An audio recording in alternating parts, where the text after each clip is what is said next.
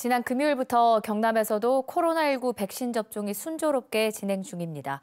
지금까지 경남의 접종 진행 상황 알아보고요. 또 백신 접종과 관련된 다양한 궁금증도 풀어보도록 하겠습니다. 김선주 경상남도 감염병 관리지원단장 오늘 스튜디오에 함께합니다. 어서 오세요. 네, 반갑습니다. 코로나19 백신 접종 경남은 한 어느 정도 지금 진행이 되고 있습니까? 네, 지난 2월 26일부터 그 요양병원 종사자, 입소자를 대상으로 백신 접종을 시작을 했고요.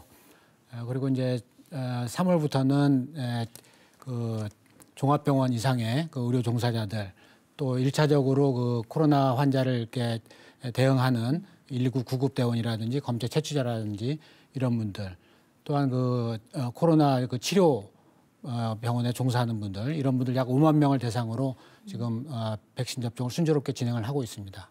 네, 궁금한 것들도 많은데요. 그러니까 코로나19 확진자였다가 나은 사람, 혹은 현재 코로나19 확진을 판정을 받아서 치료를 받고 있는 사람도 접종을 할 수가 있습니까?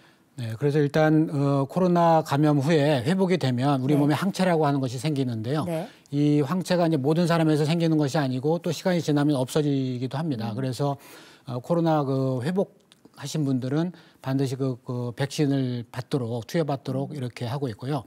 다만 이제 현재 그 치료 중이신 분들, 병원에 입원하셔서 치료 중이신 분들은 백신 접종 대상이 아니고 완전히 회복한 후에 이렇게 백신을 접종하시면 되겠습니다.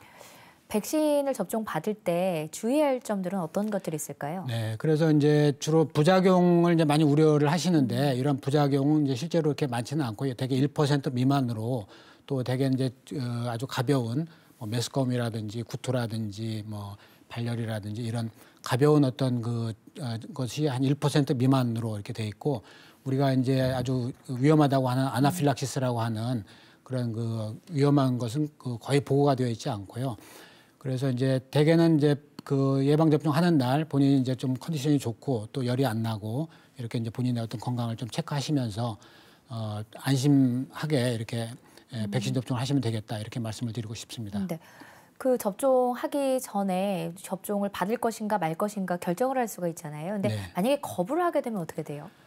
그래서 이제 뭐 이거는 이제 자율적인 선택이기 때문에 강제 사항은 아니라서 그래서 이제 거부할 수도 있습니다만은 그 경우에는 이제 대개 11월 이후로 가장 낮은 이제 저기 후순위로 밀리게 된다, 이렇게 말씀을 드리고 싶고요.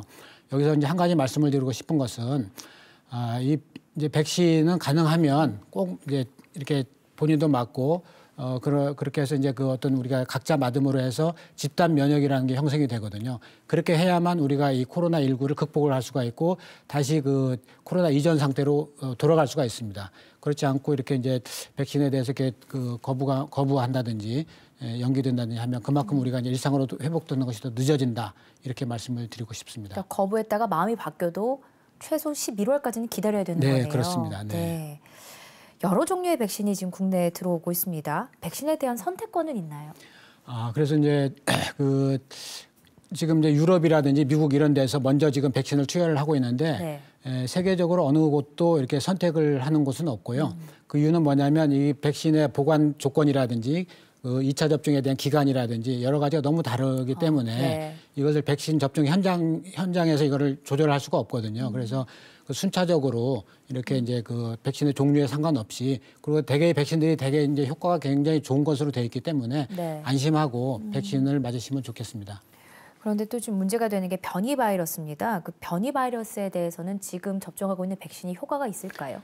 네, 아무래도 이제 변이 바이러스에 대해서는 이제 백신의 효과가 이제 조금 낮을 수는 있는데 다행인 것은 이제 우리나라는 변이 바이러스의 그 빈도가 0.5% 미만으로 매우 낮고, 또 이런 변이 바이러스의 확산을 막기 위해서라도 빨리 이런 예방 접종을 하는 것이 도움이 된다, 이렇게 말씀을 드리고 싶습니다.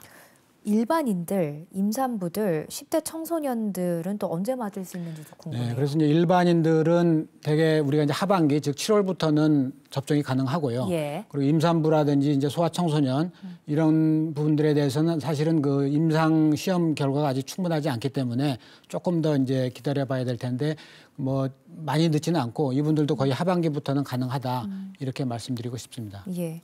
마지막으로 도민들에게 당부하고 싶은 말씀 있으시다면요. 네, 그래서 이제 우리가 그 지난 1년간 코로나19라고 하는 아주 굉장히 긴 터널을 지나오지 않았습니까? 네. 굉장히 힘들고 여러 가지로 지치고 굉장히 어려움이 많이 있었는데 이 백신이야말로 우리가 이 코로나19를 종식시키고 그 코로나 이전의 어떤 상황으로 돌아갈 수 있는 유일한 방법이거든요.